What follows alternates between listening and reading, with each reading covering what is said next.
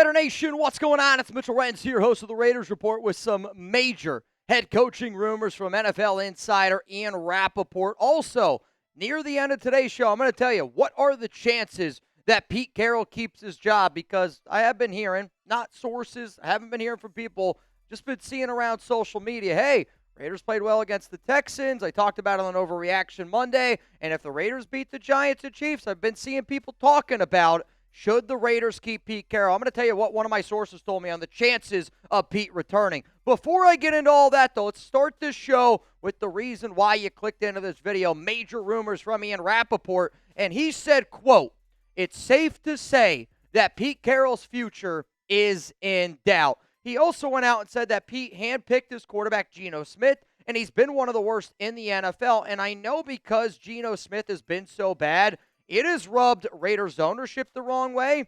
It has rubbed Mark Davis the wrong way. And it has rubbed several players the wrong way.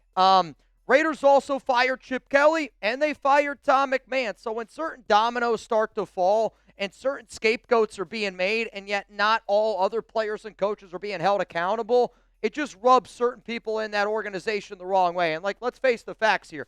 There's a reason why all the Pete Carroll smoke has been over here, and why John Spytek and a lot of people in that front office, it's been very clear that they're going to keep their job. There is a huge disconnect, and it's not a surprise. We've been talking about it for weeks, months on this show at this point. But to me, when I see people like Adam Schefter, when I see people like Ian Rapoport say, it's safe to say that Pete Carroll's future is in doubt, you bet your ass I'm going to make a video around it. And let's face the facts, man. Geno Smith has been bad. And one of the biggest reasons why the Raiders are going to be moving on from Pete Carroll at the end of the season is because he got to handpick his quarterback, gave up a third-round pick, which honestly I thought was going to be a good deal at the time, and then they gave him a contract extension. When you waste Mark Davis's money and then you have a disaster that Geno has been, not only on the field, but the PR nightmare that it's been off the field, there are a lot of really important people inside that organization that have taken notice of that. And Pete has been hanging his hat on Geno. They're not allowed to ask. When I say they're, the media team's not always allowed to ask certain questions around Geno Smith. Certain media members have told me that. Other media members have told me that's not true. I'm just going to say every time I look at a Pete Carroll presser, it blows my mind how often Geno Smith questions are not asked. And to me, it's either you're really bad at your job or you're not allowed to ask those questions. If there's a Raiders beat reporter that disagrees or doesn't like me saying that, you know where to find me. I'm at Mitchell Renz 365. But let's look at the numbers here, because the numbers prove it. I don't give a shit about passing yards, because honestly, I feel like half his passing yards this season have been in garbage time. The passing touchdowns, you could say the same.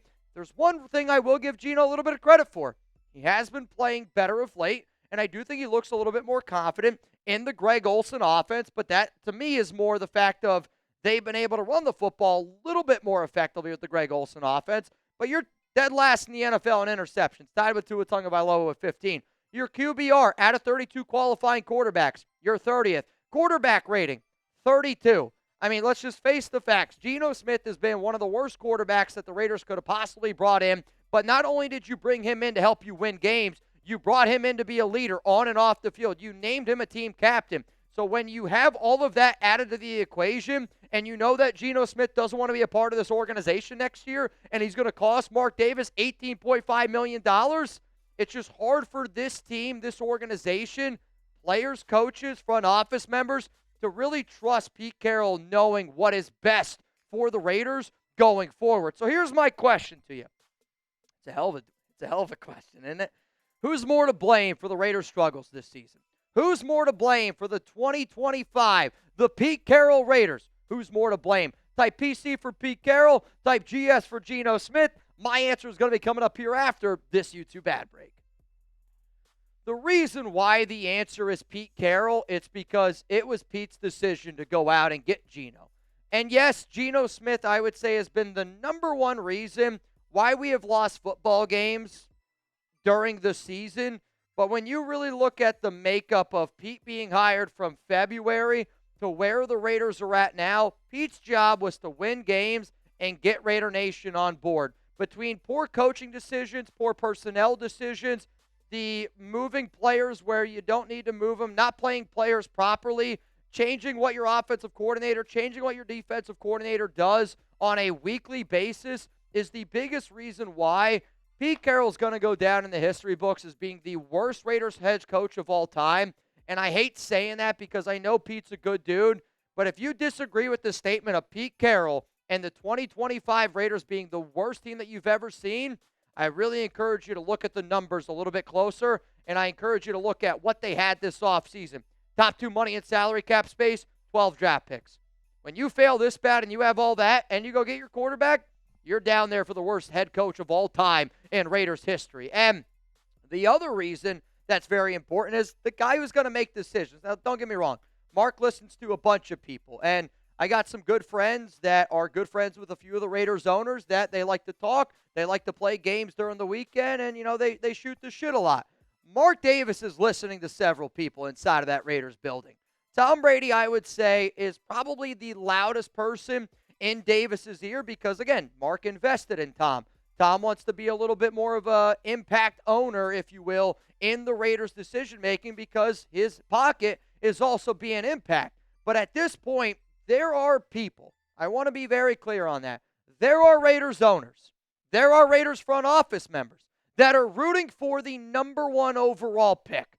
So when you know that there's owners and front office members rooting for the number 1 overall pick, I think it tells you everything that you need to know about what they think of Pete Carroll and what they think of the movement of Pete Carroll and what they think of what they need to do in the offseason. It's very clear. The Raiders are going to be moving on from Pete Carroll. But you know what? I hope everybody takes time out of their day. I hope that you hit that subscribe button. I hope that you help us reach 211,000 subscribers by Christmas. And, Chugs, he's recording this video. Happy holidays to all y'all, whether you celebrate Hanukkah, whether you celebrate Christmas, whether you're black, whether you're white. If you bleed silver and black, I always say it, you don't have to be blood to be family. And I hope people that watch this show hit that sub button because you will become a smarter Raiders fan. And I want you to join the amazing community that we have. So I wanted to give a shout out here to 5 people that recently hit that subscribe button. YouTube's got a really cool feature. I can see when you hit that sub button. I can see our newest subs. So you know what? If you're watching the show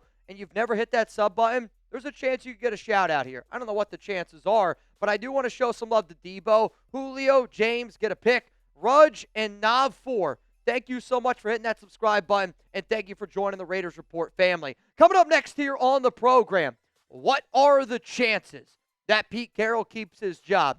And I have already given my opinion. I don't think there's any chance in hell Pete Carroll's going to be returning. But I have talked to some sources, and I have reached out to some people, and I'm going to tell you what those people had to say here in just a moment. Before I get into that, though, huge shout-out to our sponsor here, PrizePicks, America's #1 fantasy sports app out there. It's the best time of the year for football games, basketball games. Dude, I'm telling you this right now, I can't wait. The amount of PrizePicks lineups that I put in during the holidays would probably drive my wife nuts. She's probably like, what are you doing over there texting? Who are you texting? It's the whole meme of your wife thinks you're doing this, but really I'm just putting PrizePicks lineups in. And also, everyone's favorite PrizePicks holiday promotion, it's back. The 7 days of Picksmas. PrizePicks is giving out 7 days of deals all the way through Christmas Day, including a Christmas Day max discount. Picksmas started December 20th, so download the app today, unwrap those deals, and get started with PrizePicks. Now, if you want to see any of the lineups that I have put together, this was a lineup that I have for the Thursday game. That's fine. Against the Broncos and the Chiefs. And the reason why I'm rolling with this one is because, yes, it's an AFC West lineup. I should also mention that because this game is going to be on Christmas Day, when they release, which I don't know what it is yet, their Christmas Day max discount, I'm just going to add it to this lineup here. But I would say pretty confidently that the Broncos are going to beat the Kansas City Chiefs because they're rolling with their third-string quarterback. Because of that, I like this lineup a lot. And if you want to roll with my lineup, it's something that you can do on PrizePicks because not only do they put their users first, if there's a certain person or me, a celebrity, whoever, and you want to follow those picks, you can do it on PrizePicks. So download the PrizePicks app today. Make sure that you use code CLNS. That's code CLNS to get $50 in lineups after you play your first $5 lineup. That's code CLNS to get $50 in lineups after you play your first $5 lineup. PrizePicks, it's good to be right. So what are the chances here that Pete Carroll ends up keeping his job. I did a video on Monday, Overreaction Monday. It was titled Don't Be Stupid, because the Raiders, Mark Davis, all the owners out there, don't be stupid. Don't bring back Pete Carroll because you saw one halfway decent game against the Houston Texans, against a team that, let's be honest, they shit the bed in that game and they still were able to beat you. And I don't care if you beat the Chiefs. I don't care if you beat the Giants. If you're going to tell me that the Raiders played well the final 3 games and that's why you're going to keep Pete, it's why your organization has been a losing organization the past 23 years, Mark. But it's been well reported that Pete is on the hot seat and he's unlikely to return. The Raiders did play well last week. I don't give a shit. And the Raiders, they could win their final 2 games against the Giants and the Chiefs again. I don't give a shit. I don't want Pete Carroll back. To me, the NFL is about getting better. And if you can make improvements, you got to do it. I am a firm believer that you could find some random guy on the streets of Las Vegas, some random guy on YouTube, and he'd be able to do a better job than Pete Carroll at the age of 74. Not saying he's not a Hall of Famer. I'm not saying he's not the greatest to do it, maybe for some teams at their current time.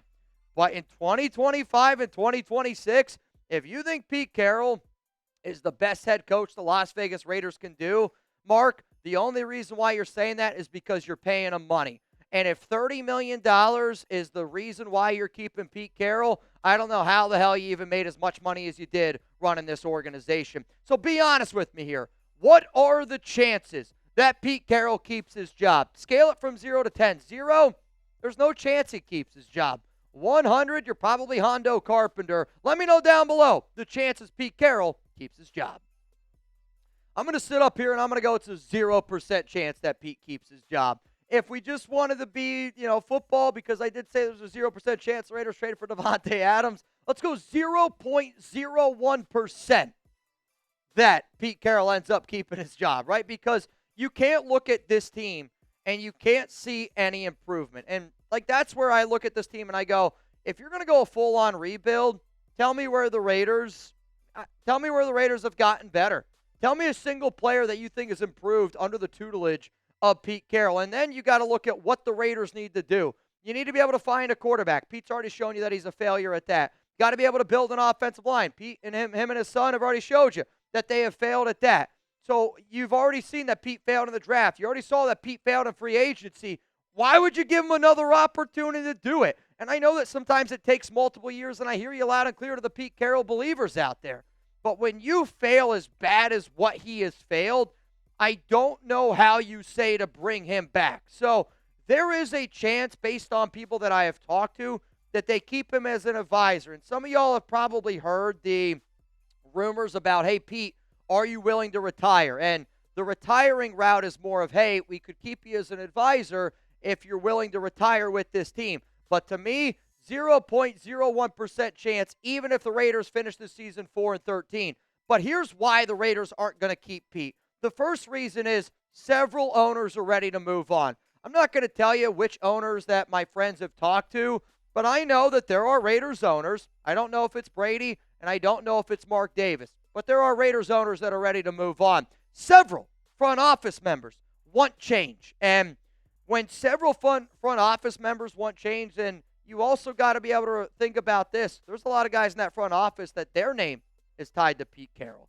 Their name is tied to what the Raiders are doing with Pete Carroll. And there's a lot of guys that feel like that they got a good opportunity working with Tom Brady. There's a lot of front office members that believe that their front office is a very strong office in the NFL. And I'll tell you what, there's some people that I talk to in the NFL that also believe that the Raiders have a very good front office. So when you're confident in your front office, and the reports have already come out that the Raiders are keeping their front office and they're moving on from Pete, it's because the owners in the front office are in agreement. And the agreement is Pete Carroll in 2025 is not a good head coach for the Raiders because it's been a disaster. And you have to look at the entire 2025 season. Yes, the Raiders and how they beat the New England Patriots week 1, I have no idea. But from week 2 to week 16, the Raiders have been the worst team in the NFL. You've been getting trolled on national TV. You've been getting trolled on social media. And you're getting trolled because everybody can see how bad you are. But the other reason why it's been such a disaster is because of your offseason. You failed in the draft. You failed in free agency. And when your fans, you could say what you want about Raiders fans. You could say what you want about me. But when fans and guys on YouTube know your team better and can point out certain things that are going to happen months in advance because they know the team, that's a problem. I shouldn't be able to tell you that Devin White's a terrible linebacker. You're going to play him at middle linebacker anyway. I shouldn't be able to tell you that moving JPJ away from center is a terrible idea. You're going to do it anyway, right? Like, there's certain situations that have happened, and, I think you even look at the Christian Wilkins situation. I know that we were the very first to report on it, and I know that there were certain things that are said, but I've also seen Pete Carroll's team do some pretty wild stuff in terms of PR, throwing guys like Chip Kelly under the bus, throwing Tom McMahon under the bus, throwing other people under the bus because they're too afraid to point the finger back at them. What I was told around the Christian Wilkins situation was such a crazy thing that I've never talked about it on this show. I never will talk about it on the show because it's literally a legal battle waiting to happen. And you've heard that, I bet, from other NFL insiders. But I'm sitting here today recording this video on December 23rd wondering what the hell that Christian Wilkins situation was, because I've seen how much of a disaster Pete Carroll has been. I've seen how much they've lied to us. And should we be on the side of Wilkins? I don't freaking know. But the final reason here is this.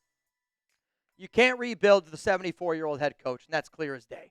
Pete thought he was going to be able to win. Pete's just coaching ways are just so far in the – they're outdated, right? It's like you wouldn't try to run a show here on YouTube if you use dial-up internet. You wouldn't try to still use a fax machine if you were trying to send out a tweet. I don't know.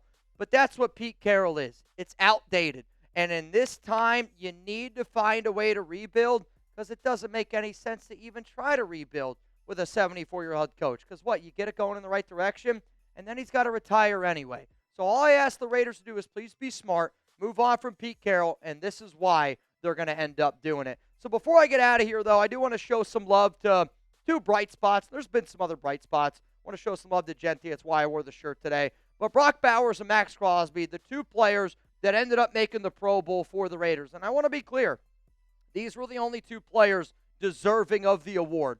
I saw somebody on Twitter saying, man, you forgot about A.J. Cole. A.J. Cole had his career worst year, and he's really not top 10 in any punter category. I didn't want to do that because I love A.J. He's been one of the Raiders' best punters. But again, A.J. Cole has been historically one of the greatest punters to ever punt in the NFL. And even Pete Carroll found a way to make him have a career worst year. To 98 and 89, I hope we can keep building with you. I hope that we can keep on stacking what you guys represent on offense and on defense. And to any future Raiders player, you see those two guys right there? That's what you should chase. That's what you should want to do. Because even in a really bad year, really, really bad year, the Raiders do have some solid young pieces to be able to build around. And I just want to be able to show some love to Brock and Max for being real ones.